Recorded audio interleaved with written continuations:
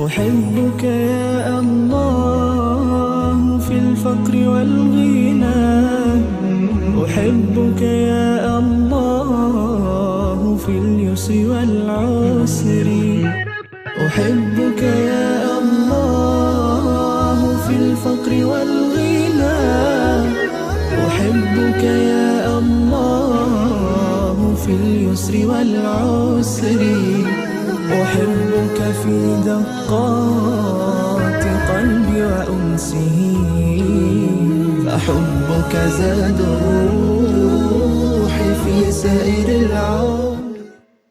Bismillahirrahmanirrahim. Alhamdulillahirrabbilalamin. Wassalatu wassalamu ala asyrafil anbiya'i wal mursalin sayyidina Muhammadin wa sahbihi ajma'in. Qala musannif rahimahullahu ta'ala wa nafa'ana bil mudarin amin. Radhiyallahu anni wa ankum wa qala radhiyallahu anhu. Salatul duha aqallu salatul duha rak'atani wa afdaluha zamanin waqtuha min irtifa'i asy-syamsi qadra rukhin ila al-istiwa. Tahiyatul masjidi li dakhilihi أي وقت ركعتان فأكثر بتسليمة قبل جلوسه وتحصل بفرض أو نفل آخر أكثر ركعتين. سنة الوضوء ركعتان فأكثر عقبه وتحصل بما تحصل به التحية. Bab bermula ini salatul duha 2 rakaat. Wa afdaluha, dan yang paling afdal itu 8 rakaat. Ini melanjutkan sembahyang sunnah yang tersisa berapa? 3 lagi. Sembahyang duha, sembahyang sunnah tahiyatul masjid, ketiga sunnah wudu. Sembahyang duha di antara wasiat dari Abu Hurairah, aku dipesani oleh kekasihku Nabi Muhammad SAW untuk tidak meninggalkan 3 perkara. Puasa 3 hari dari setiap bulan, kedua sholat duha, ketiga sholat witir sebelum zuhur. Lalu diriwayatkan di hadis lain, siapa memelihara sembahyang duha, menjaga artinya istiqamah, diampuni baginya seluruh dosa-dosanya yang kecil dari dosa shaghair, sekalipun dosanya sebanyak buih-buih di lautan, sebanyak lautan yang berbuih. Lalu sembahyang duha itu dinamai Allah atau diberi nama oleh Rasulullah salatul awwabin, sembahyangnya orang-orang yang ahli taubat atau gemar bertaubat.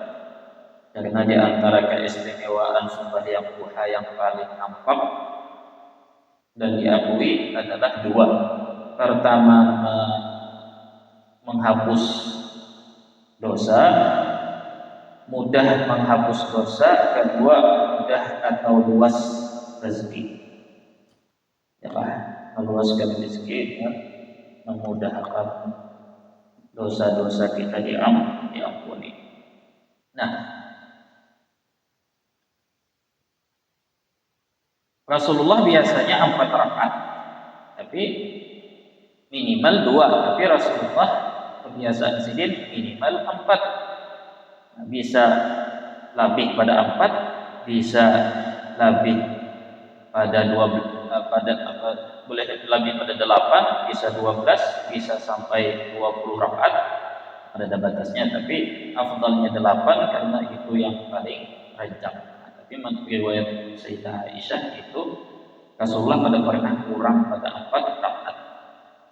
Jadi untuk orang pemula kayak kita yang masih kada suah atau jarang supaya istiqamah, minimal 2 dahulu sampai asa muyak, asa padikitan, asa ada nyaman. Pagi lamun 2 rakaat aja hanyar menambahi. Nah,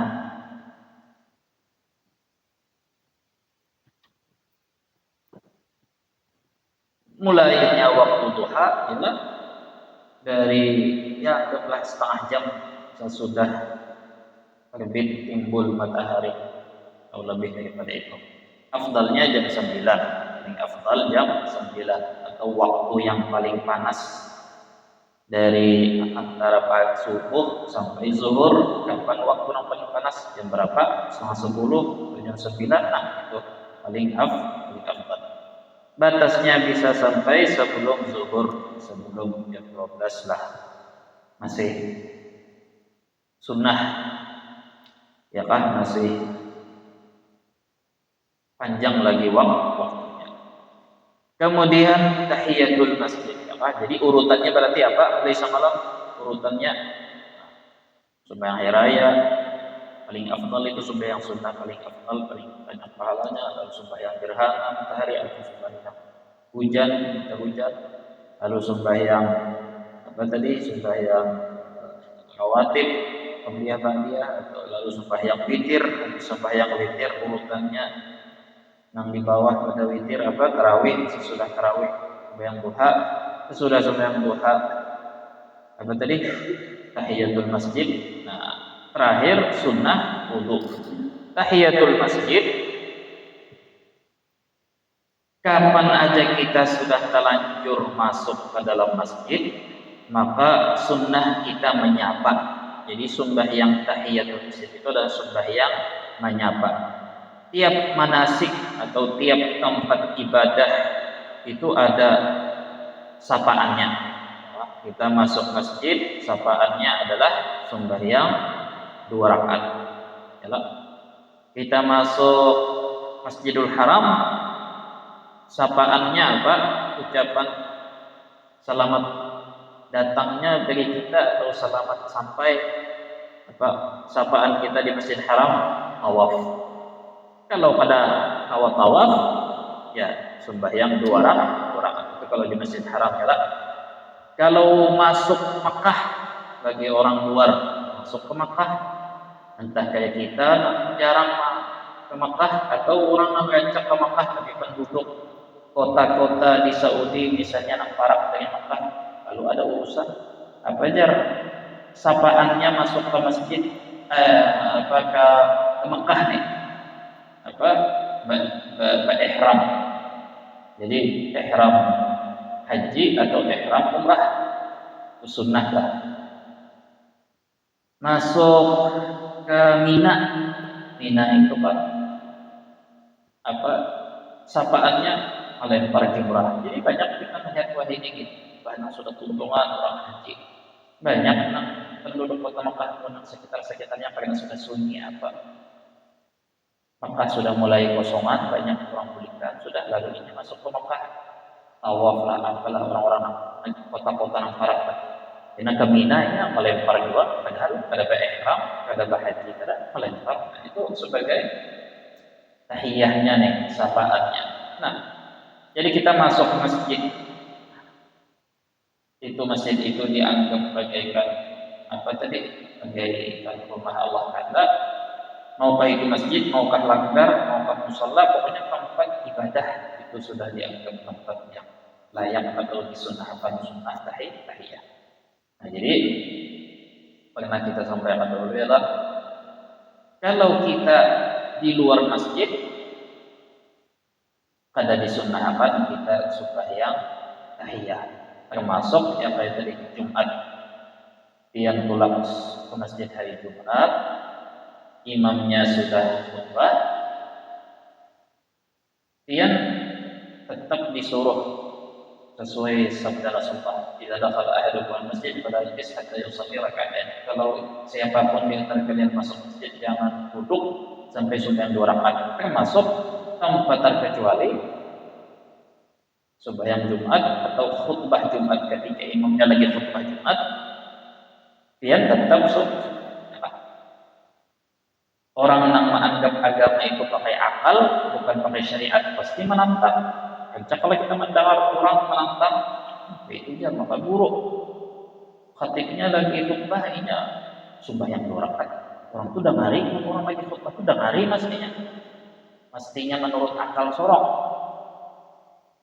menurut agama tetap Kenapa? Karena sembahyang 2 rakaat itu adalah tahiyat masjid. Lain qabliyah, lain qabliyah. Maka karena berhubung kita sembahyang 2 rakaat tahiyatul masjid yang imamnya lagi khatib, berhubung kita di dalam masjid kita sembahyang 2 rakaat. Artinya namun kita di halaman luar, di teras masih kita masuk. Masih disunahkan tahiyat masjid. Tapi kalau di halaman jauh lagi, di warung para paman pentol mampar sejadah, nah ada perlu lagi sudah imamnya lagi khutbah, khatibnya lagi khutbah Jumat, duduk aja ampar sejadah. Karena di luar masjid maka ada perlu sembahyang.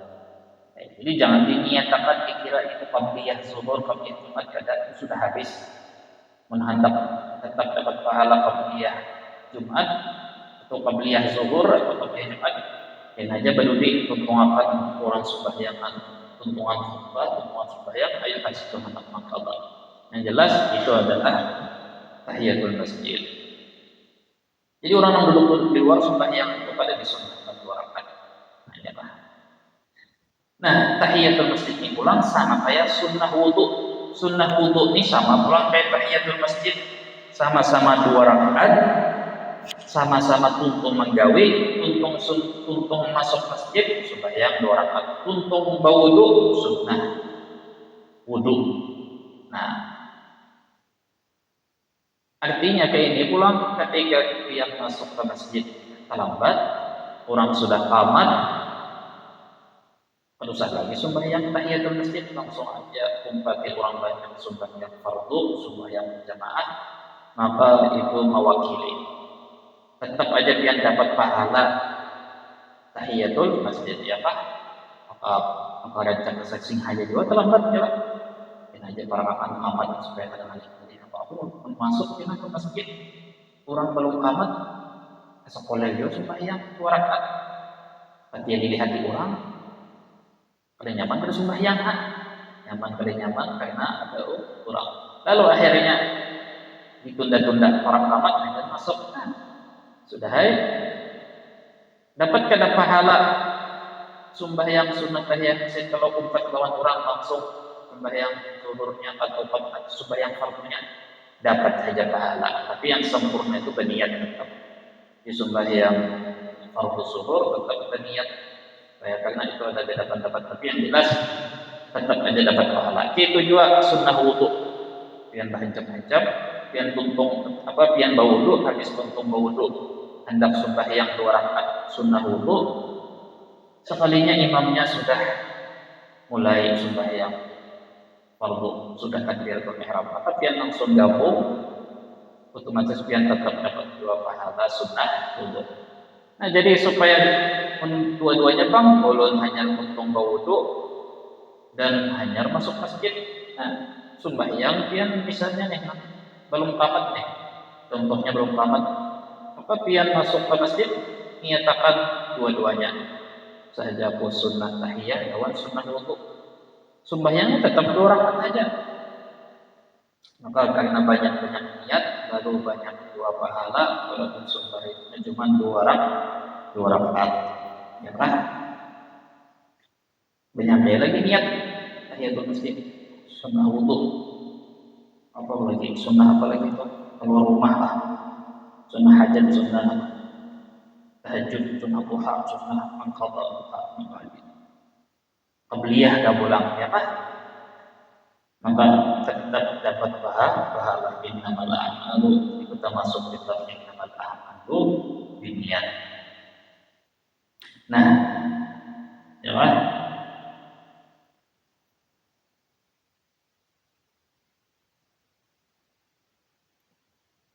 Jadi supaya ingat atau supaya tercatat di dalam orang yang mengamalkan ilmunya, ya tadi amalkan walaupun sekali dalam seumur hidup. Wallahu ta'ala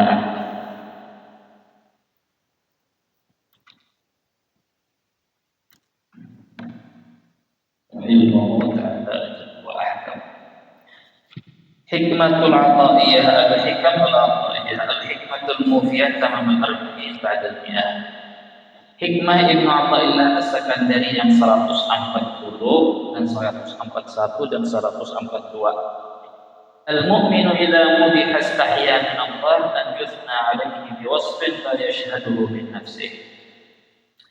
Seseorang mukmin itu ciri-cirinya ketika ia dipuji, entah pujian itu memang benar adanya atau ada sesuai kenyataan, maka ia tetap pasti merasakan malu dari Allah Subhanahu wa taala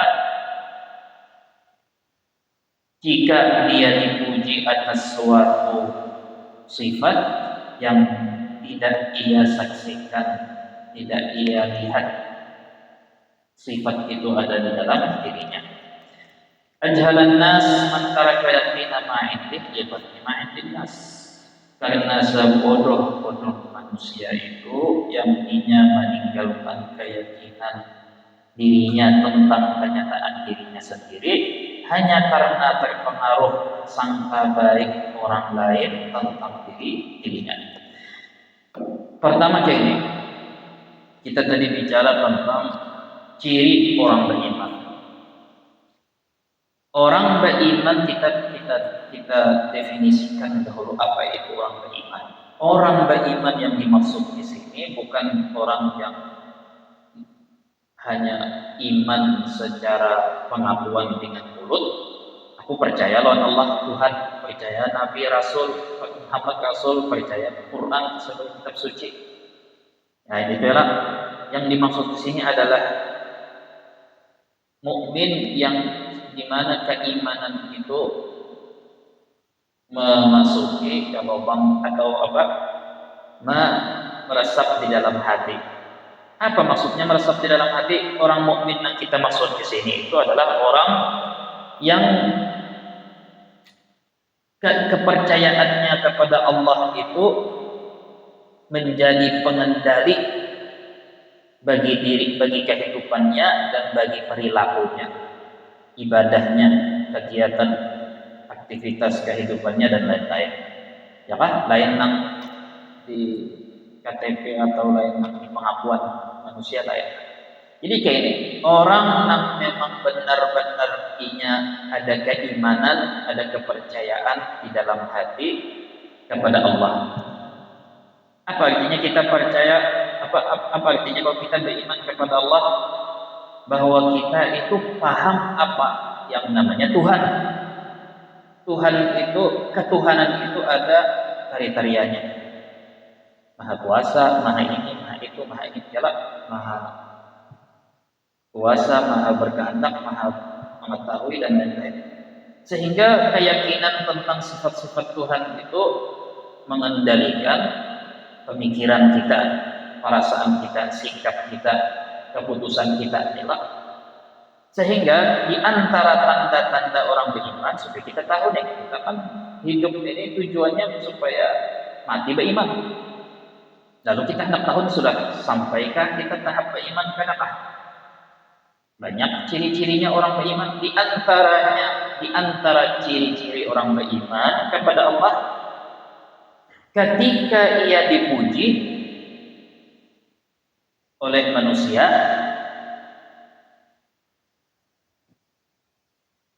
pasti muncul di dalam hati rasa sukkan dan malu dan kada nyaman hati lawan Allah Ta'ala. Kenapa? Bayangannya dua.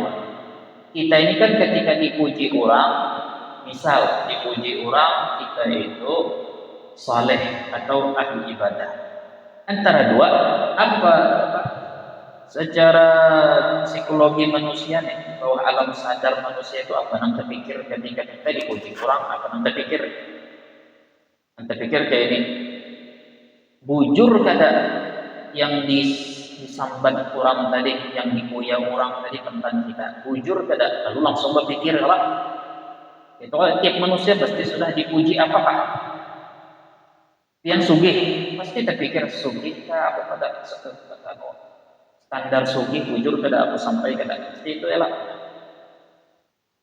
Berarti ada dua bayangan, entah pujian itu dasar bujur sesuai kenyataan memang pujian itu ada di dalam diri kita, atau bayangan yang kedua sesudah dipikir-pikir, oh ada luput, orang luput nih, dikira orang bujur padahal luput. Dua-duanya pasti ada merasa malu. Kenapa? Pertama, ketika inya dipuji orang lalu inya merasa dasar ada bang pujian itu di dalam diri aku. Misal kita pernah menolongi orang banyak, berbagi, atau kita berkorban tahun ini, tahun tadi misalnya berkorban, lalu membagi-bagi daging, membagi-bagi duit, dan memang kenyataannya kita berbagi daging, berbagi duit, misalnya nih, ya kan, ada dosa lah, ada ujub, itu kalau kita masuk ujub, apalagi kita masuk takabur, kadang memang kenyataannya kan kalau mendustakan, memang zahirnya gitu. Tapi kalau kita memang beriman, pasti sopan ketika dipuji orang dengan pujian tadi. Pian pemurah berbagi-bagi duit, pian pemurah menyalurkan duit untuk berkorban, macam-macam mengorbankan duit untuk berbagi, dasar menyembelih macam-macam. Kenapa? Tanda bahwa kita beriman, kita pasti malu sopan walaupun kenyataannya kayak itu. Karena orang beriman itu pasti ingat kan, jadi kita tadi orang beriman itu punya kepercayaan bahwa Tuhan yang Maha Kuasa, Maha Memberi dan Maha Menahan, Maha Mahalangi dan Maha berbagi dan Maha mengkuasakan dan lalu akhirnya bayangannya itu sama, perumpamaannya sama kayak ini. Ikam ada bisi bos, ada bisi atasan. Bos ikam itu menjulungi lawan pian, bos pian itu menjulungi lawan pian duit 100 juta. Lalu menyuruh pian bagiakan lawan orang fakir miskin. Lalu setelah pian berbagi fakir miskin, orang-orang fakir miskin yang dapat duit dari pian datangan berataan kepada pian, memuji pian, terima kasih banyak, pian ini murah, pian ini mulia, pian ini mudah penyempur, pian ini manusia langka, macam-macam. Dan kenyataannya, zahirnya memang ulun berbagi. Tapi dihiga ulun, meluncur waktu ulun dipuji orang, ada siapa tadi? Ada bos ulun, donatur atau kita atasan ulun yang menyediakan duit supaya berbagi. Bos atau orang sugih nang dihiga ulun ini orangnya berdiam saja, dia tertawa. Kenapa ini tertawa? Yang paling ini tahu sebujurnya bahwa duit ini duit sidin, tapi nang fakir miskin nang menerima duit bantuan ini ada tahu, jadinya berdiam aja sambil melihati kita ini. Ada salah tingkah lah, ada sopan lah. Ya, salah tingkah ya artinya hendak madahakan lawan Tuhannya dia ditaati,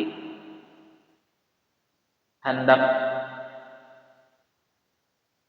taambung kehimungan begini sopan, artinya karena ini ada di higa kita nih, dan karena kita tahu dan yakin bahwa orangnya di higa kita dan melihat orang memuji kita, ya kan, pasti salah tingkah sopan dan rasa kayak apa, rasa biasa. Sedikit pun gak ada terpengaruh lawan pujian kurang, sedikit pun kita pada taambung dan gak ada tinggi hati. Dan kenapa? Karena nyata hakul yakin beriman dengan mata kepala aku melihat bosnya, orang donaturnya ada di sebelah kanan aku. Bungul mana kalau sampai biasa aja. Aku biasa aja bagi duit kok. Itu orang kada berakal, orang kada tahu diri, orang kada waras. Ya, sempat nang itu tapi yang melihat ada orang itu. Itulah dasar bujur kenyataannya ulun berbagi duit. Lalu itu artinya perumpamannya, begitulah orang beriman karena inya selalu memandang dengan mata hati, selalu akal inya, mata hati inya nang tajam atau yang selalu ingat lawan Tuhan, selalu merasa bahwa Tuhan ada di hingga Tuhan melihat, Tuhan mendengar, Tuhan lebih parah lawan inya daripada urat nadinya. Ingatannya kada pernah putus. Selalu ingat siapa yang memudahkan harta ini, siapa yang memudahkan duit ini sampai ke wadahku, jadi aku mau berbagi. Jadinya sambil dipuji orangnya sambil lihat ke atas sebenarnya. Nah, itu andai kata dasar. Jadi artinya apa? Kesimpulannya pasti sopan. Nah, itulah mau dasar bujur pian berbuat baik lalu dipuji orang. Pasti sopan pian lawan pian memang ingatan pian lawan Tuhan. Kuat kalau ingatan pian lawan Tuhan kuat lalu sopan berarti dasar pian beriman. Tapi lamun pian asa begandal baju, asa begandal hidung, lalu asa melayang, berarti mungkin waktu itu pian lagi lengah. Waktu itu mungkin lengah, mbahnya lengah banget, banyak banget lagi pada. Mungkin intinya pada waktu itu lengah. Kan apa lengah ya tadi ya, tergantung ketajaman manusia masing-masing. Ingatannya lawan Tuhan seberapa tajam ingat. Ya tadi orang yang ingatannya kuat benar, satu lagi ingatannya langsung setiap waktu ingat pada orang ingat bahano. Ada yang ingat jarang, ada yang pada ingat lalu. Banyak aja kalau kita kami manusia yang biasa pada ingat lalu. Yang sudah ibarat buktinya bahwa ini ikan diingat lawan lalu, dia selalu mengungkit kebaikannya lawan orang. Oh ini gila nih, ikaplah menolong aku ikan nyapa bahari aku menolong ikan bantu ikan ini. Lalu pada kau salah dikit lalu mendendam dengki karena kita pada kau menolonginya, padahal dia pernah menolongi kita. Lalu tiba-tiba mendengki, ini marah. Intinya kurang lebih lah merasa dirinya itu Tuhan dan sumber kebaikan. Kenapa? Karena memang ingatannya putus lawan sumber yang sebenarnya. Nah, itu andai kata ada. Nah, sekarang bayangan yang kedua, ketika orang memuji kita, padahal ada sesuai kenyataan. Ya Pak? Ya tadi. Lain aku nang berbagi duit, lain aku nang berbagi daging. Pas aku tiba-tiba melihat orang berbagi daging, aku datang, tempat duduk. Lalu sudah habis acara pada lawas datangan orang fakir miskin tadi. Makasihlah pian berbagi duit, pian berbagi daging. Padahal aku pada tahu apa ada berbagi apa, aku tidak sekali berbagi apa-apa. Tapi aku tahu bahwa yang membagi duit ini adalah si donatur ini, ampun rumah ini, ampun lahan ini, aku bagi. Ya kan? Tapi orang memuji aku, berterima kasih sama aku. Tetap ada rasa sopan kalau kita ingat dan percaya, yakin bahwa orang yang ampunnya dan dasar berbagi ada di tiga. Sopan kada lebih sopan lagi daripada. Jadi kita zahirnya kita nak membagiakan duit orang sugih, sopan ketika dipuji orang, sopan lawan siapa sopan? Lawan yang sebenarnya membagi duit. Tambahnya, ketika memang kita ada umpat andil wala membagiakan wala apa, wala umpat gotong royong wala apa, tapi orang pada kasihan kita. Maginya tambah tinggi rasa sopan karena orang yang donaturnya ada tinggi, dihiga dan tidak melihat. Ya Pak? Jadi fikilal halatain di dalam dua keadaan, entah zahirnya kita alim atau hakikatnya kita atau zahirnya kita jahil tapi orang mengira alim. Seorang mukmin itu selalu ingat sumber yang sebenarnya, pelaku pencipta yang sebenarnya adalah, sehingga ketika pasti muncul rasa suka. contoh pian aja tah, pian atau ulut kan. Ketika kita nih lah, kita tahu aja kelakuan kayak apa, tahu kelakuan diri kayak apa, di belakang layar kayak apa. Misalnya lalu tiba-tiba ada orang nang berterima kasih lawan kita karena baik sangka lawan kita dan lainnya lalu mencium tangan. Ya adalah yang terbayang modelnya. Pamanilah kadang-kadang orang mencium tangan tah. Kadang kita kadang merasa risih atau ketujuh atau menarik tangan dahulu. Ketika orang hendak mencium tangan ini kenapa? Bukannya kisah tawadu atau apa? Kadang-kadang kita terbayang Tuhan melihat itu, Tuhan melihat itu. Ya.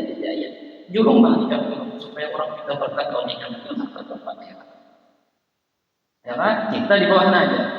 Nah, jangan di lomba orang. Jangan Tuhan kita kenapa? Biar aja orang besar kalau nikah. Julung datang nikah supaya orang dapat berkah. Ya kan?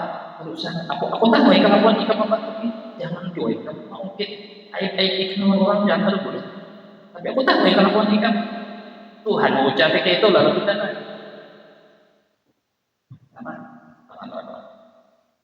jadi aku bingung melihat orang yang menikmati suasana kayak itu, menikmati sombong, tahu diri lah.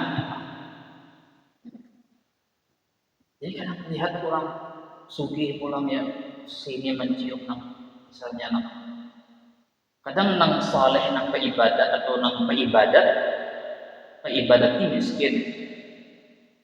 Tapi ibadat miskinnya rancak diduiti, rancak diberi duit oleh nang sugih nang jahil yang harus sembahyangan. Ya, ada tak contoh kayak itu adalah lalu nang ibadat nang penyembah yang ini ada juga paham cium-cium tangan. Mungkin nang ibadat ini jahil orangnya, ibadat dijahil karena tahu siapa nang mestinya dihormati nang cium tangan lawan ini. Bisa juga nang ibadat ini niatnya paling menghormati lagi Tuhan adalah cium tangan lawan. Tapi nang kalau sumbahyangan sorongnya kalau sumbahyangan hakunnya menjulung tangan menyuruh orang nablak balik padahal tahu aja bahwa nang bersalaman lawan sorongnya kurangnya membayang. Atau misalnya ilmu tapi anut misalnya adakah rasa risih itu adakah rasa supan kan tapi itu bang tadi kurang ingat lawan pada ingat ini kada sama. Tapi kalau sudah manusia nak melihat dirinya nak manusia ini nak menduit nak berbagi duit sebenarnya kalau yang kada nyaman ya aja ya kan nah itu Pak. Jadi manusia itu semua ingat tapi ada yang ingatannya hanya sebatas makhluk. Di atas langit ada langit. Orang menganggap aku sugih, apa yang berbagi duit padahal duit bos aku. Pas takan na bos ini ada higa lalu ya. Lalu kada nyaman ya. Kayak tukang parkir kan. Biar dipuji orang sugihnya ikan banyaknya di sisi ratusan mobil. Ampun mobilnya ada kejadian di tempat tangan melihat itu. Inilah hanya beragam. Nah, ya, jadi di situ yang namanya makanya di situ yang namanya iman itu ketika inya memang Islam dan iman menyatu dengan sempurna namanya ihsan. Ihsan itu apa? Inya menyembah Allah atau beraktivitas selalu minimal merasa diawasi Tuhan. Entah Allah inya menyembah Allah atau berperilaku itu minimal merasa diawasi, dilihat. Namun tinggi lagi pada itu inya nang merasa melihat Tuhan. Kada inya lagi nang diawasi Tuhan, tapi inya nang merasa seakan-akan melihat Tuhan, melihat Tuhan yang memberi, Tuhan yang menutup aibnya, Tuhan itu imannya ihsan. Makanya tidak Quran innallaha yuhibbul muhsinin. Ada dalam ayat innallaha yuhibbul mu'minin. Ada yang memuji orang beriman, maksudnya ya ihsan. Tapi yang banyak di Quran itu Allah mencintai hamba yang muhsinin. Nah, muhsin itu ketika imannya bujur. Nah, makanya jadinya pulang sebodoh-bodoh manusia itu yang meninggalkan keyakinan dirinya tentang kenyataan dirinya. hanya terpengaruh karena baik sangka orang terhadap dirinya. Ya, artinya tadi ini kasar dari Ibnu Athaillah. Ini terkasar malah masih lembut, mestinya paling kada waras manusia itu inya itu dihigainya ada yang ampun duit, yang berbagi duit, yang bosnya kurang menciumi tangan inya menikmati. Aku tak lihat di internet lah, lihat perbandingan agama-agama, lihat bahwa India yang diserahkan India, hubungan aliran agama yang menyembah sapi. Jadi ribuan orang beriman sapinya dihiasi, dikembangi, dikalungi macam-macam. Maka sapinya itu pulang bisa banarnya karena kayak sapi korban biasa buka-buka di sasa orang supaya hari raya. Ada kayak model sudah terbiasa ini, jadi orang masuk satu persatu, ada menjulung duit, ada menjulung buah, sayur ya, hadiah nih, hadiah juga, ada juga lawan sapi, nah jadi sapi yang menjulur tangannya, dijabai kena oleh nang bersimpuh orang Indianya nih nang bagian pihak, maka sapinya nah bisa pada belum, tapi makannya sapi lah. Jadi si penyembah sapi ini, aliran orang-orang penyembah sapinya berakidah meyakini bahwa sapi yang memberi manfaat mudarat Tuhan lah ibaratnya. Tapi sapi ini, padahal jika sapi ini berakal, berutak terus berakal berutak, pastinya menganggap apa dan aku pada suah. Yang ada ini yang bagi makannya aku rumput tiap hari. Tapi ini menikmati suasana itu. Percayanya, tapi ngarannya sapi ya wajar, ya kan? Nah, jadi kalau Ibnu Athaillah menggunakan bahasa sebodoh-bodoh manusia, itu masih bahasa halus, ya kan? Nah, tapi itu tadi alasannya apa? Karena hati sebetulnya inya kada ingat Tuhan, akhirnya inya nah. Jadi pulang ini supaya kita tahu pulang ilmu apa dari orang ilmu kontrol doktrin. Manusia nantinya pada beriman, atau dengan kata lain inya pada berisi pendirian kuat, inya mudah terpengaruh dengan sekeliling. Contoh terpengaruh sekeliling kayak apa? Ketika ada orang menyambati waring ngejar, saring meledak ya Pak. Padahal mumpung orang kan kada mencerminkan kebenaran ya Pak. Kada mewakili kebenaran. Memangnya lamun orang menyambati waring nih, tiba-tiba itu berubah jadi waring lah. Adalah biar 1000 manusia menyambat memudi apa mengklaim kita itu waring, tetap awak kita kada berubah jadi waring. Tapi kenapa kebanyakan orang itu bereaksi berlebihan dan langsung saring dan seakan-akan itu kenyataan. Itu contoh orang mudah terpengaruh dengan muntung orang. Lalu beri contoh lain lagi masalahnya. Dahulu bahari itu ada yang namanya Asy'ab. Asy'ab itu kayak Abu Nawas. Tapi karena kayak Abu Nawas itu Asy'ab ini kayak orang pintar-pintar kada. Jadi Asy'ab ini orang ini kayak pelawak gitu, tapi kada pintar itu apa. Jadi pintar membunguli orang, tapi juga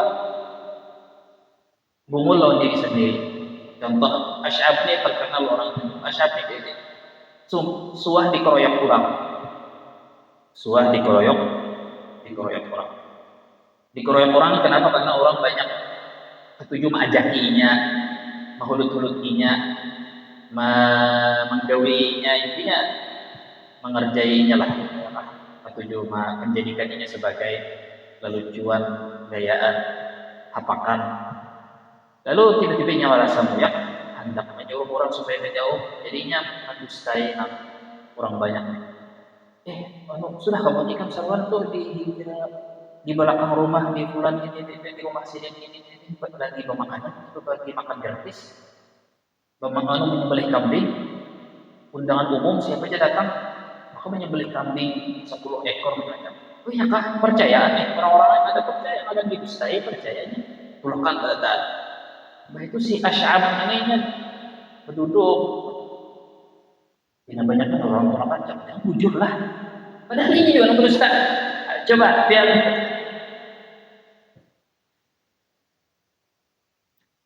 kadang kurang kita aja nih, manusia aja nih, ketika inya berdusta, pertama kalinya kan percaya, ternyata aku yang berdusta, tapi karena inya kerjakan berdusta atau mengulangi kedustaan kebohongan yang sama, lawas-lawas ini percaya.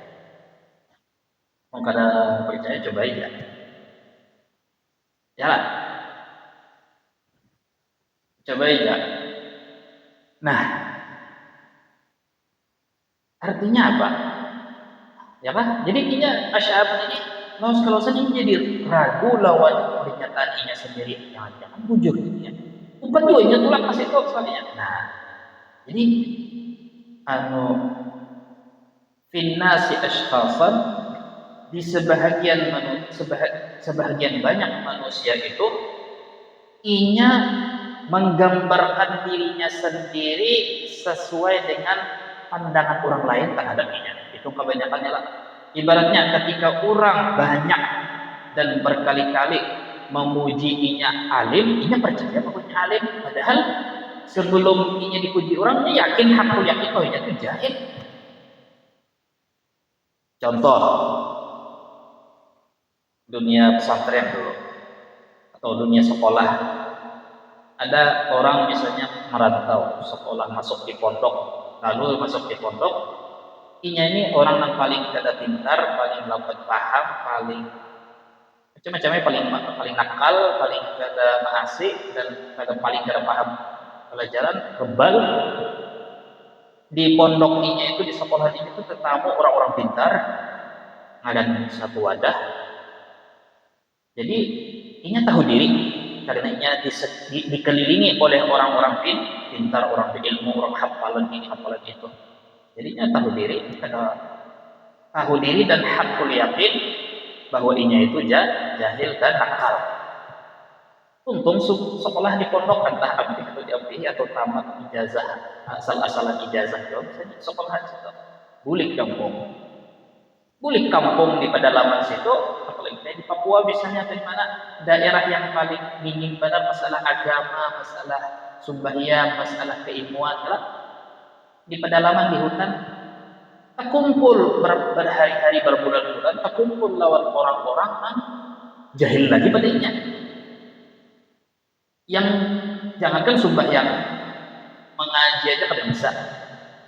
Puasa aja, ada Allah tuh berita orang mu'allaf dari Papua membawa babi ke tempat penyembelihan anak pekorban, pekorban babi, bawa berumput, bawa pakai kecap, bawa. Artinya inya nih nang nyata jahil, yakin dirinya jahil dan kada bisa, dan nakal, bulik kampung tetamu lingkungan yang lebih banget pada inya, lebih jahil pada inya, dan lebih kada tahu sembahyang. Lalu karena inya dikenal orang bawahnya datang habis mondok, orang akhirnya mentelajah di lautnya 1, 2, 3. Nah, dan inya ini berapa tahun sekolah di pondok, dikit banyaknya ada yang kepolehan sedikit. Barangkali sembahyang aja kan, barang walaupun sembahyang asal-asal terpikir. Tapi di mata orang di kampung itu nya alim banget. Sehingga orang di kampung itu memuji daunnya. Masya Allah dia nih. Kita banyak orang minta banyak. Orang amplop, orang kritik, orang undang tahlil, minta pimpin yasin, padahal nang dibacanya surah apa kada tahu. Dikira orang bujur, inya berpendek mapalin. Dikira orang harap banget baca kitab, padahal asqul mapalin Allah rahmatan. Dikira orang contoh aja. Dikira orang nih alim banget lah, pian ya ulun. Pura-pura berpendek bahasa Arab, dia percaya kan? Asal bunyi aja. Nah, karena inya dikelilingi oleh orang yang lebih darinya dan kurang memuji-puji lawan inya, keyakinan inya nang dahulu di pondok berubah. Rupanya aku nggak salah alim, orangnya cuma salah tempat aja kan. Ya kan? Rupanya alim aku nih. Cuma orang kan ada yang tidak tahu hanya terbuka. Dijadikan guru, dijadikan. Rupanya aku nih disayangi kan lawan Tuhan, ada misi posisi di mata Tuhan. Cuma nang di pondok banyak yang tahijab katanya lawan aku. Di kampung ini kurang, hanya Allah Ta'ala menampakkan yang sebenarnya. Kenapa jadinya sampai merasa di mata Tuhan mulia, di mata Tuhan punya kedudukan, dan dirinya memang dasar bujur, orang pastur dahulu. Kenapa? Terpengaruh dengan pandangan lingkungan ini. Umumnya manusia ketika inya kada ilmu dan kada beriman, ada ingat lawan Tuhan, pasti kasih itu arahnya. Sama juga misalnya tadi, pian kumpul nang pembuhan nang harta ratusan M, triliunan, kumpul di kantor, hidup di sana misalnya di Jakarta berkumpul. Lalu habis itu pensiun boleh kampung. Di kampung rata-rata bisa sepeda, bisa kendaraan juga sepeda listrik paling. Pian aja seorang nang bisa motor, padahal motor pian motor nang tahun 2002-2003 itu nang kayak kuda, dan kecepatannya nang kayak kuda, suaranya kayak kuda waktu kita start lah. Jika itu adalah suara mobil bahari lah, kayak suara kuda, kuda jarak keledai. Tapi pian aja seorang di kampung nang bisa motor. Ngaran orang kampung ini orang-orang miskin, orang mendekat divisi apa sepeda unta paling kebanyakan menganggap dia paling suci lagi mencium tangan dia atau menghormati dia, memuliakan, mengantari proposal pada dia, lalu hati mulai berubah. Samalah merasa kata hati rasa kayak rati keluar aja, rasa kada harga kita pernah big boss gitu katamu nang ini pada miskin tanah jiwa aku ya. Jadi pada dasarnya itu kalau orang ada hablun minallah nih, ada ingatan, inya ada sandaran, rujukan yang melekat berikit di pikiran inya, di ingatan zikir inya nih, ada siapa yang paling ini, siapa yang maha, siapa. Tauhid itu pada menyerap di dalam hatinya akan selalu umbang-ambing, ubah-ubah. Karena ini kada beriman itu berarti Allah Ta'ala itu belum percaya kalau Allah Ta'ala, jadinya selalu. Tapi kalau orang beriman ya tadi artinya sudah melekat pengetahuan ma'rifatnya lawan Tuhan, sehingga ingatannya lawan Tuhan selalu itu siapa yang memberi, siapa yang ini, siapa yang ya kah? Jadi itu sudah diakui secara ilmiah manusia, secara medis, secara psikologi, secara ini bahwa manusia itu mudah terpengaruh dengan ucapan lingkungan. Seakan-akan muntung orang itu jujur, padahal al-inwan la yadullu al-zahir la yadullu iman inwanan alal batin. Zahir itu pada menjadi jaminan atas batin. Jadi berarti apa nih? Obat kita nih.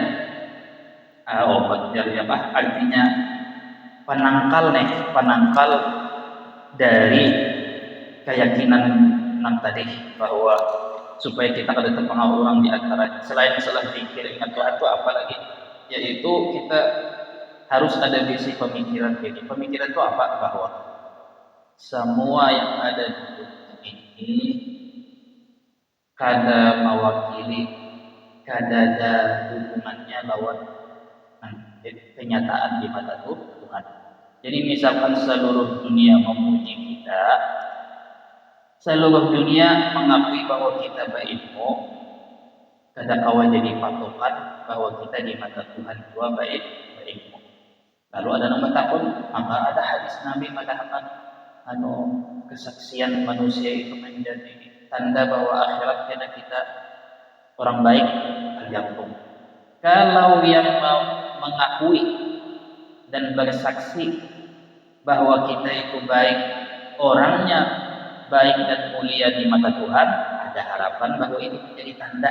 Tapi malah tanda tadi tetap jangan dijadikan patokan 100%. Karena yang namanya tanda itu kayak harinya mendung, pastilah hujan. Tanda hujan, tapi kada pasti turun tapi biasanya turun hujan.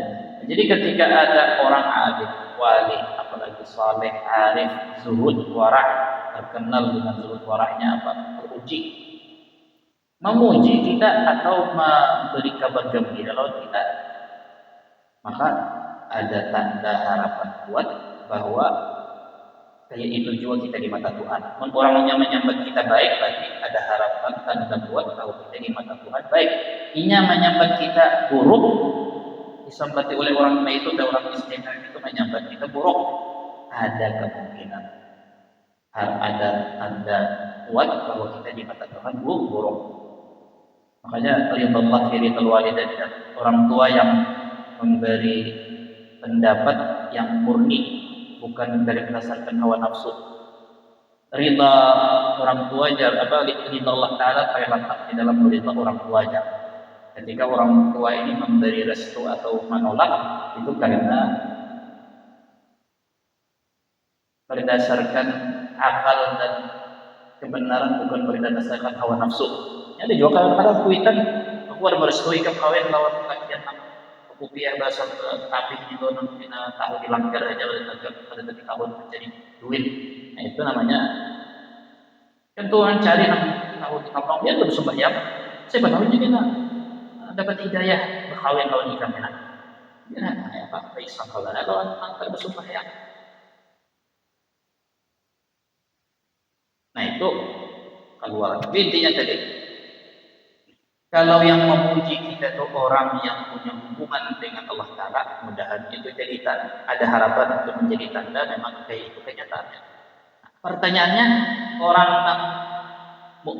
nang wali, orang arif billah, atau orang alim nang ini, gampanglah memuji orang. Maksudnya gampang memuji orang, asal-asalan lah memuji orang. Ada. Dan kalau ini memuji, kada mau dua nang lalu berlebihan sampai memudaratakan kita, karena kada boleh memuji orang berhadapan namun orang ini belum mampu, belum kuat hatinya dipuji. Nah, beda kalau Nabi. Nah, kalau Nabi itu sudah masuk, kalau Nabi memandahkan ikam orang baik di mata Tuhan 1000% sudah itu wahyu dari Tuhan, itu sudah apa itu. Tapi kalau manusia yang bukan Nabi, hanya jadi tanda, bisa jadi tanda kuat, harapan kuat. Nah, ya kan? Sekarang lamun memuji kita tidak kurang lebih juga kayak kita juga kelakuan. Kita kada paham juga. Coba ini banyak benar guru pun wali kutub tahulah ikam kutub Pak. Tahu di mana guru ikam wali kutub yang kutub-kutuban malantik. Oh, gurunya jadi wali kutub. Tahu di mana ikam? Kan gurunya belum percaya, dia rahasiakan jalan rahasiakan. Percaya lawan murid pulang ada paham. Jadi guru itu mestinya ada paham. Nah, jadi berkaitan dengan hikmah tadi bahwa inilah tanda orang beriman. Orang beriman ketika dipuji, tanda-tandanya muncul rasa sopan, bahkan merasa salah tingkah, merasa bersalah, merasa berdosa, sehingga reaksinya selanjutnya itu ya Nabi di dalam hadis idza mudihal mu'min rabal iman fi qalbi, ketika orang beriman dipuji imannya makin meningkat. Kenapa meningkat? Karena di situ melihat Allah Ta'ala menutup aibnya dan menampakkan yang baik-baik dari dirinya. Makanya jarnya hikmah yang 102 idza atlaqa tsana'a alaik, ketika Allah Ta'ala melepaskan pujian-pujian dari makhluk kawadah ikam, artinya Allah Ta'ala menyuruh atau mentakdirkan manusia memuji ikam, sedangkan walasta bi ahlin, sedangkan ikam itu kada pantas dengan pujian tadi. Menurut hati ikam kan sudah pasti kada pantas. Fa athni alaihi, maka pujilah Allah Ta'ala sebagaimana itu adalah Allah Ta'ala adalah paling pantas dipuji. Maksudnya apa? Ketika kita dipuji orang, lalu kita merasa sopan, malu karena dilihat Tuhan, kita yakin bahwa itu semua kebaikan pertolongan dari Tuhan, lalu kita merasa sopan dengan Tuhan, tiba-tiba lalu kita merasa bersalah dan merasa, tapi di satu sisi kita merasa senang lawan Tuhan, tambah cinta lawan Tuhan dengan Tuhan menutup aib kita, lalu maka apa mestinya balasannya? Kita memuji Tuhan. Artinya memuji Tuhan entah di mumpung, ya kita rancak melihat orang yang orang baik, orang alim, orang saleh yang dipuji orang, alhamdulillah. Itu dari Allah Ta'ala, itu sudah, itu ketentuan Tuhan.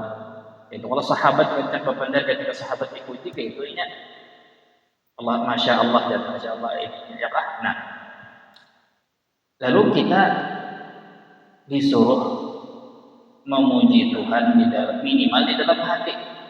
Artinya kan memuji minimal di dalam hati, bahwa Tuhan tadi yang menggerakkan hati orang memuji kita. Sehingga seperti itu juga tadi praktiknya orang sugih.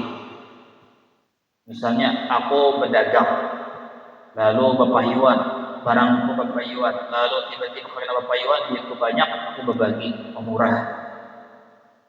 Bermurah hati lawan orang, berbagi duit, orang banyak terbantu, banyak terselamatkan, banyak kawan parapan susu kesan anak. Akhirnya orang banyak memuji aku, datang kepada aku berterima kasih, mencium tangan.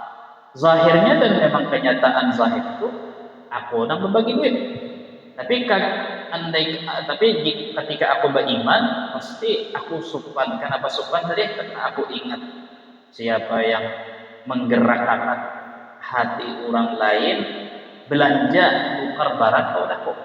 Jadi itu ngecek orang baelang, orang banyak apa pasti orang mencurhatkah orang masalah rumah tangga lah, masalah minta pendapat, pasti itu aja. Kadang alih-alih apa?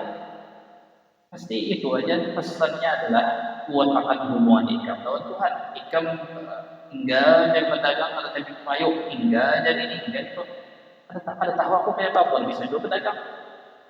Kuncinya ikam kuatakan hubungan ikam lawan Tuhan, karena ketika ikam berdagang aja tak sebagai contoh kecil, ikam berdagang jadi bepayuan itu karena Tuhan yang menggerakkan hati pelanggan ikam nukar wadah ikam. Padahal ada 1001 pokok selain pokok ikam, karena orang memilih nukar wadah ikam. Ya kan? Oh ini jadi nukar wadahku karena misalnya barangnya bagus, wadahku lain larang murah gitu deh. Kenapa jadi kau dapat barang murah? Kenapa orang jadi berhalangan nukar wadah yang lain? Karena hujan kah, jalannya becak kah, ngalih kah, apa lalu wadah ikan.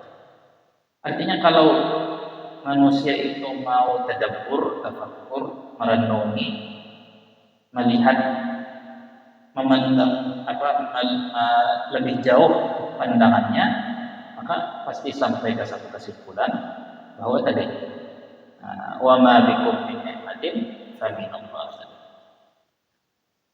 Orang menggerakkan hati mengaji. Itu juga tadi apa?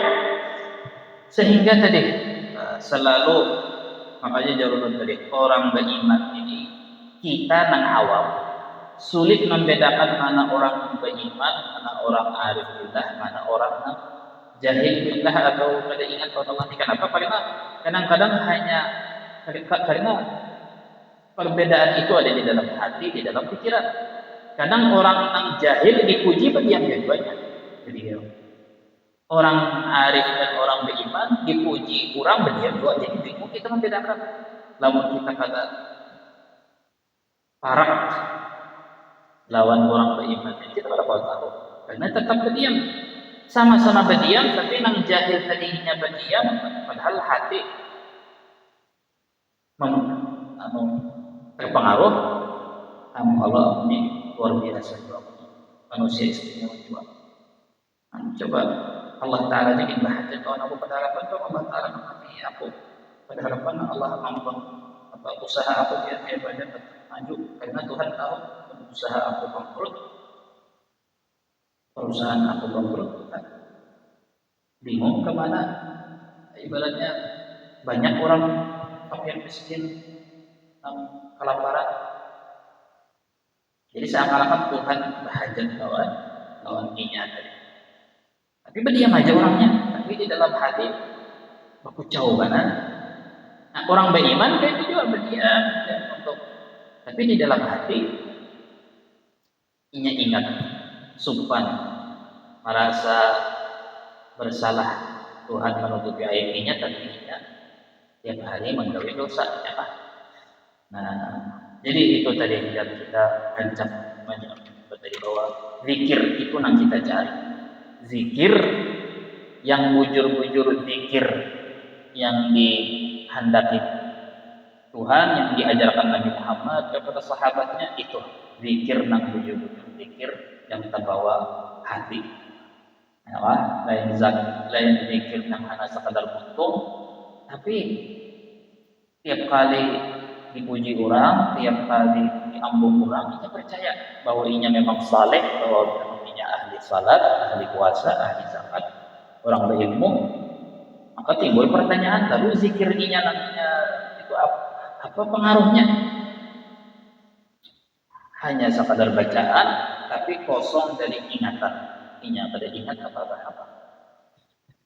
Ya Pak? Idza atlaqat sana wa nastabi'al. Makanya jadi dalam hadisnya, al-mutashabbi'u bima lam yuhta kalabisi thawbai zur. Orang inya mengenyangi parut dengan pujian yang ada sesuai lawan kenyataannya. Memang kenyataannya lain inya, maka itu orangnya sama dengan perumpamaan orang yang memakai baju palsu alias penipu artinya, ya Pak?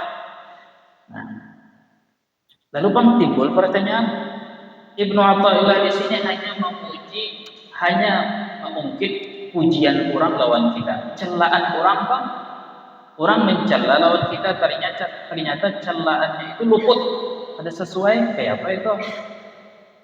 Begitu bicara Ibnu Athaillah tidak usah ditanggapi, karena seluput-luputnya celaan orang lawan kita masih membawa kebaikan.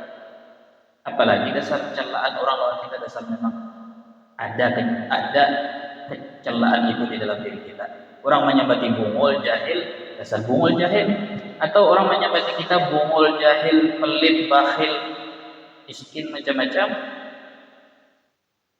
Tapi kenyataannya kita pada itu. Dua-duanya tetap membawa manfaat. Karena itu jalan Umar bin Khattab, rahimallahu imra'an ahdadi uyubi. Semoga Allah merahmati seseorang, dari sahabat Umar, seseorang yang menghadiahi aku aib-aib aku deh. Artinya itu deh. Pada akhirnya juga namanya orang beriman tadi dicela tetap ada, tapi bereaksi berkata. Nah, tapi tadi supaya kita jangan kita harus tahu bahwa manusiawi saja orang senang dipuji, sakit hati dicela itu manusiawi, tapi kalau seadanya aja. Kalau berlebihan dipuji sampai inya lupa diri, kan makanya kan apa maksudnya lupa diri kan inya kada ingat siapa yang ampun kebaikan dan kelebihan dan hal-hal terpuji tadi siapa yang ampunnya. Lupa naba itu yang disebut lupa diri inya mengira diri inya padahal lain inya. Itu kalau pujian ya lah. Jadi wajar aja orang pertama-tama dipuji himung, dicela, singgung atau takajud. Itu namanya reaksi manusiawi aja, takajud karena apa-apa. Yang penting jangan kelawasan benar. Kadang itu kelawasan takajud, kelawasan kehimungan dipuji, itu gara-gara juga kurang kuat ingatannya. Jadi makanya tadi samanya itu tergantung seberapa kuat ingatannya. Ingatannya kuat benar lawan Tuhan, hanya dipuji pada sampai sedetik ini sudah ingat, tidak terhimung lagi. Ya kan? Hanya dicela orang takajud satu mat, tapi langsung ingat.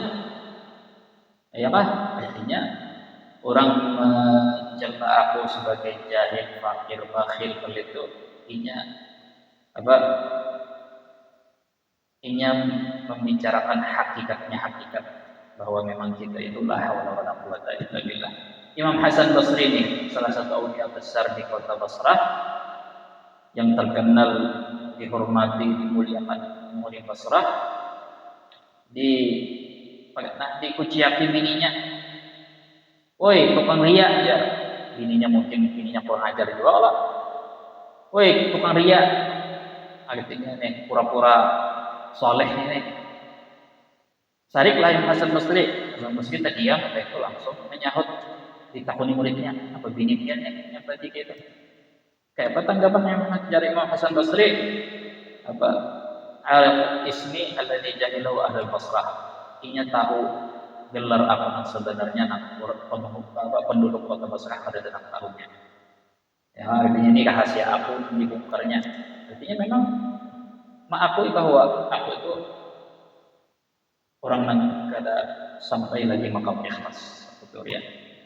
Ada kaidah lain dari Ibnu Athaillah, arafta syai'an wa ghabat anka asya'u. Itu penting. Arafta syai'an, ikam tahu sesuatu tapi masih banyak hal-hal lain yang ikam kada tahu.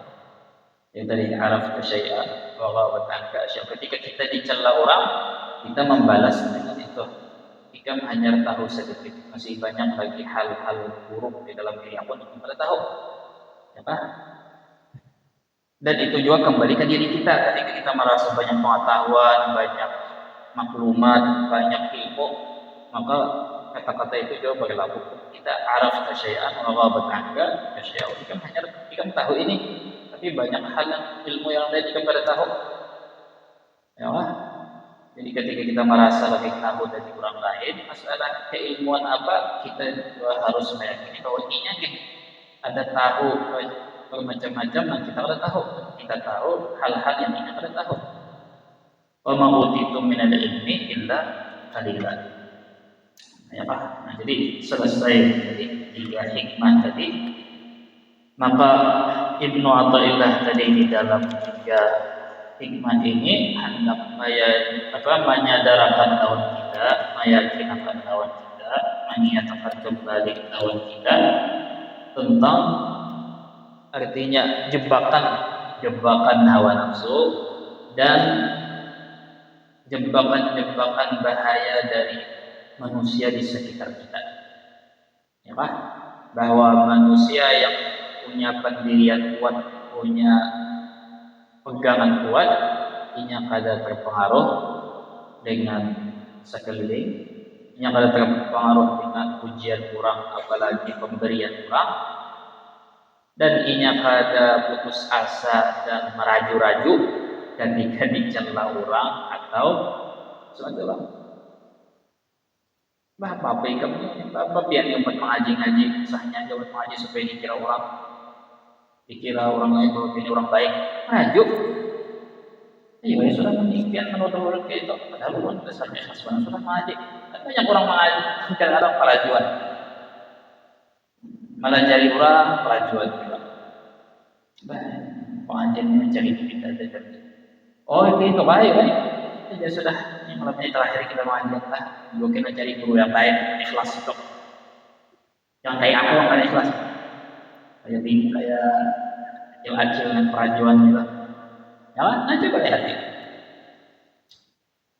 Gampang berubah, gampang Ampi sudah ini rajinan, misalnya pokok tiba-tiba mengoler sudah gara-gara difitnah ya, gara-gara dituduh ya Pak. Sudah ya Pak.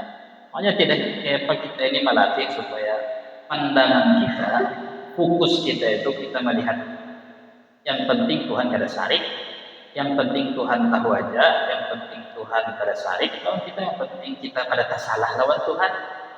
Nah, selebihnya ya tadi sama sekali kada ada mewakili lawan kebenaran. Namun ada orang nih meragukan keikhlasan kita, misalnya ketulusan kita, lalu dia ragu-ragu, minimal bertakun lawan nang ahlinya. Jangan terpengaruh maraju lawan orang nang menuduh pada bertakun lawan ahlinya. Bujur kada ulun ini ngacak ini, jadi ulun ini timbul jadi Jadi kita tetap ketika dicela orang, dituduh orang, tetap jadikan bahan renungan. Tapi bahan renungan itu artinya kita cari tahu sebenarnya lawan nang ahlinya. Kalau ini ngacak ini, kayak apa ini bagus kan? Kalau bagus untuk kerusakan, mau kada bagus, ulun cari yang bagus lagi. Ada nang maraju tak ada, tapi maksudnya memperbaiki diri, bertakun lawan ahlinya. Ini kada. tadinya betapa non ahlinya tapi telah terpengaruh lawan untung orang pada paham kan. Jadi kadang kita harus mau tembok apa kayak mana mau tembok yang menjelaskan apa kayak ya kan? Apa apa wewenang inya kada sekolah agama yang pada soalnya tahu mencari duit aja tiba-tiba mencari kesalahan kita merusak semangat kita atau misalnya membuat kita putus asa dengan menuduh macam-macam masalah ikhlas, masalah zuhud, masalah apa padahal inya sendiri kada suah mengaji. Lalu kita tetap siapa tahu bujur kata-katanya, lalu bertakun lawan ang ahlinya, bertakun lawan ya ulun, bertakun lawan perguruan ulun, ya kan? Mencari mupalah di hati pulang jadi ya kan? Jadi ya tadi, walhasil ya tadi kita ini dari Ibnu Athaillah ini, jadi Imam Bukhari ini, ghayatul ahamiyah, pembahasan ini sangat-sangat penting. Karena dilihat sini kebanyakan orang gampang ditiup badai, gampang ini. Kada mau nak berpikir dulu, takut jujur kada, takut non ahli, ya pak. Ya dah kayak tadi kita, misalnya kita pas lagi makan, tiba-tiba rasa hendak mual, rasa hendak muntah. Ada orang yang kada suah sekolah kedokteran, ilmu medis, kada pernah di bidang kesehatan, memadahi, yang ini rupanya ada penyakit ginjal ya. Langsung ini misalnya sudah doa apa kalau pulang malam, putus asa, sudah itu kada mau nenek kesehatan mati aja sudah. Jangan. Pastinya kayak apa? Pastinya siapa tahu bujur, siapa tahu salah, itu takut lawan ahlinya. Itu juga tah. Makanya tadi selama kita ada bisi guru, ada petunjuk, ada bimbingan, sudah itu.